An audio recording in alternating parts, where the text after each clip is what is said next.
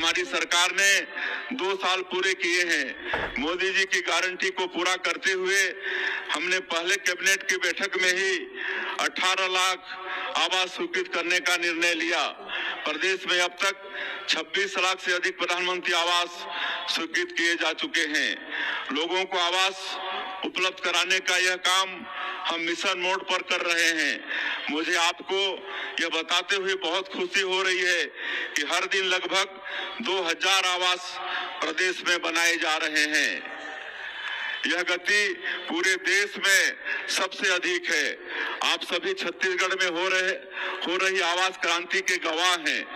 खप्पर वाली छतें अब बीते दिनों की बात हो गई। अब हर घर पक्का और बुनियादी सुविधा से युक्त है, जहां जल जीवन मिशन से शुद्ध जल मिल रहा है। राज्य स्थापना से पूर्व प्रदेश के लोगों को घंटों पावर कट का सामना करना पड़ता था।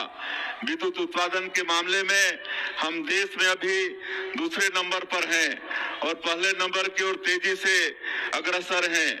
आज प्रदेश के बीपीएल परिवारों को एकल बत्ती योजना के तहत निःशुल्क बिजली तथा शेष परिवारों को 24 घंटे रियायती दरों पर बिजली मिल रही है। एनर्जी सेक्टर में हम विकसित भारत और विकसित छत्तीसगढ़ की जरूरतों के अनुरूप कार्य कर रहे हैं। इसी क्रम में प्रधानमंत्री जी ने सीपत में 9,790 करोड़ रुपए के सुपर थर्मल पावर प्रोजेक्ट की आधारशिला रखी है। डबल इंजन की सरकार का फोकस शून्य कार्बन उत्सर्जन लक्ष्य को लेकर है और इसी के अनुरूप कोरिया, सरगुजा, बलरामपुर जैसे जिलों में सिटी गैस डिस्ट्रीब्यूशन पाइपलाइन पर काम कर रहे हैं। प्रधानमंत्री सौर घर मुफ्त बिजली योजना में केंद्र सरकार के साथ राज्य सरकार की सब्सिडी भी मिल रही है, जिसके चलते बड़ी संख्या में लोगों ने अक्षय ऊर्जा के लिए रजिस्ट्रेशन कराया है। हमने गेल से भी एमओयू किया है, जिसके तहत गैस आधारित उर्वरक परियोजना मुख्य रूप से 12.7 लाख मीट्रिक टन प्रतिवर्ष क्षमता वाले यूरिया उत्पादन प्लांट पर केंद्रित है। नक्सलवाद की वजह से बस्तर में योजनाओं का क्रियान्वयन धीमा रह गया था, लेकिन अब इसने रफ्तार पकड़ ली है। नक्सलवाद ने लोगों को बेघर किया। हम हथियार छोड़ मुख्यधारा में लौटने वाले लोगों को पक्का घर दे रहे हैं। इसके लिए 15,000 आवास हमने स्वीकृत किए हैं। पीएम जनमन योजना के माध्यम से विशेष पिछड़ी जनजाति के लिए हम अब तक 33,217 आवास स्वीकृत कर चुके हैं। हमने छत्तीसगढ़ महतारी को संवारने का संकल्प लिया है। छत्तीसगढ़ महतारी को गढ़ने में, संवारने में सबसे ज्यादा भूमिका हमारी माता बहनों की है। मुझे खुशी है कि महिलाओं के सम्मान का पूरा ध्यान रखते हुए हमारी सरकार महतारी बंधन योजना के माध्यम से करीब 70 लाख महिलाओं को प्रति माह 1,000 रुपए की सम्मान राशि प्रदान कर रही है।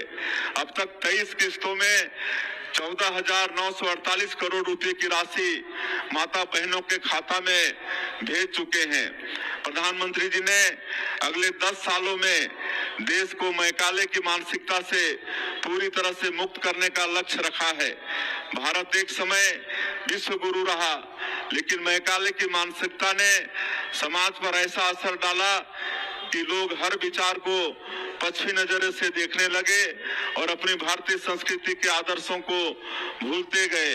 इस मानसिकता को भारतीय मूल्यों से युक्त शिक्षा से बदला जा सकता है। जब हमने सरकार का कामकाज संभाला तो हमारे सामने एक बड़ी चुनौती शिक्षा को लेकर ही थी। यह 2 कारणों से थी। पहला तो कोविड, जो ऑनलाइन क्लासेस हुई उनसे बच्चों को काफी लर्निंग लॉस हुआ। बच्चों को पढ़ने लिखने और गणित की सामान्य क्रियाएं करने में भी परेशानी होती थी।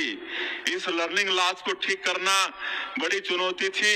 इस पर हमने विशेष रूप से मेहनत की। दूसरी इससे भी बड़ी समस्या दूरस्थ एवं ग्रामीण क्षेत्रों में शिक्षकों की कमी की थी। 453 ऐसे स्कूल थे जहां एक भी शिक्षक नहीं थे और 1428 स्कूल केवल एक शिक्षक के भरोसे चल रहे थे, जबकि राष्ट्रीय छात्र शिक्षक का अनुपात की तुलना में हमारे प्रदेश में इसका अनुपात बहुत ही अच्छा है। हमने युक्तियुक्तकरण के माध्यम से शहरों के अतिशय शिक्षकों की ग्रामीण क्षेत्रों में पदस्थापना की और इस तरह से यह समस्या दूर हुई। अब जब मैं ग्रामीण क्षेत्रों में जाता हूं, लोग बहुत खुशी से बताते हैं कि उनके स्कूल में शिक्षक पहुंच गए हैं, स्कूल में बढ़िया पढ़ाई हो रही है। राष्ट्रीय शिक्षा नीति लागू होने के बाद बच्चे स्थानीय भाषाओं में पढ़ रहे हैं, इससे उन्हें सीखने में काफी आसानी हो रही है। हमने स्कूलों में आईटी आधारित मॉनिटरिंग को विद्या समीक्षा केंद्र के माध्यम से लागू किया है। हम राज्य में 9000 स्मार्ट क्लास आरंभ करने जा रहे हैं और 22,000 कंप्यूटर लगवाएंगे। हाल ही में राष्ट्रीय स्तर पर परख सर्वेक्षण हुआ। सर्वेक्षण में राज्य की स्थिति बेहतर हुई है। इसका श्रेय मैं सभी शिक्षकों को देना चाहूंगा। उच्च शिक्षा में भी हमने राष्ट्रीय शिक्षा नीति को लागू किया है। पिछले महीने हमने कबीरधाम में मेडिकल कॉलेज भवन के निर्माण का कार्य शुभारंभ किया है। मुझे लगता है कि छत्तीसगढ़ की रजय जयंती यात्रा को समझना है तो यहाँ मेडिकल शिक्षा के विकास को समझना होगा। पहले यहाँ रायपुर में ही मेडिकल कॉलेज था, अब प्रदेश में 15 मेडिकल कॉलेज स्वीकृत हो चुके हैं।